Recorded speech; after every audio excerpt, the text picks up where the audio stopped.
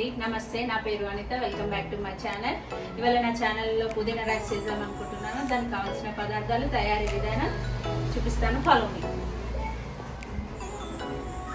First పుదీనా రైస్కి rice మండేసి పెట్టుకోవాలండి. పొడి పొడిగా ఉంటే బాగుంటుంది.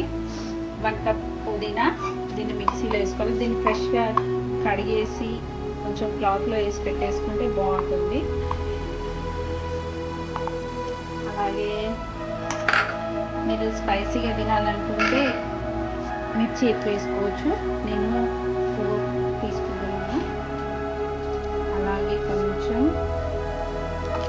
ధనియాలు ఫ్లేవర్ కోసం బాగుంటుంది. దీంట్లో కొత్తిమీర వాడట్లేదండి, ఎందుకంటే కొత్తిమీర బాగుండదు. అందుకే దాని ప్లేస్లో ధనియాలు వేసుకుంటున్నాను. ఇవి వేయించినవి కాదు, పచ్చివి బాగుంటుంది. ఇప్పుడు దీన్ని మిక్సీ చేసేస్తాను.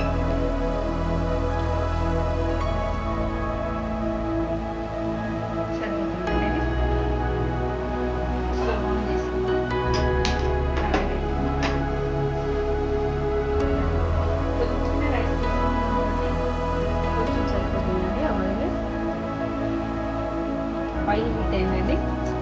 2 మిరపకాయ, జీలకర్ర, ఆవాలు, మినపప్పు, శనగపప్పు, పల్లి. ఇవన్నీ మంచిగా వేగాలి. మంచి కలర్ రావాలండి. వేసుకోవాలండి. ఇవి మంచిగా ఫ్రై అయిపోయాయి కదా.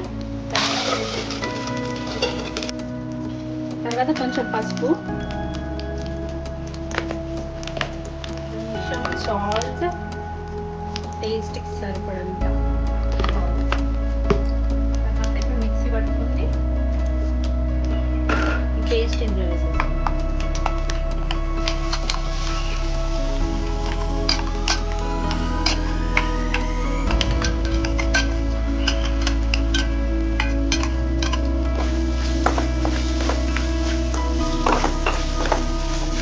కావాలని కొంచెం వేస్తున్నానండి. కావాలనుకుంటే ఎక్కువ వేసుకోవచ్చు, కానీ ఆయిల్ ఉంటుందని తక్కువ యూజ్ చేస్తాను. ఆయిల్ ఇలానే బాగుంటుంది. మంచిగా ఫ్రై కావాలండి. తొందరగా పుదీనా ఫ్రై అయిపోతుంది. మరీ అంత కాదు, కొంచెం లైట్గా వేయించుకొని తర్వాత రైస్ వేసుకోవాలి.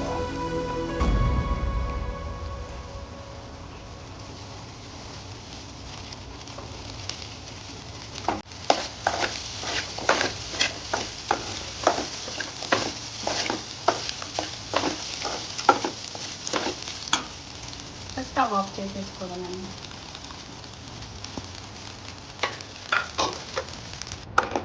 అయిపోయిందండి. ఇప్పుడు మనం సర్వింగ్ ప్లేట్లో తీసుకుందాం.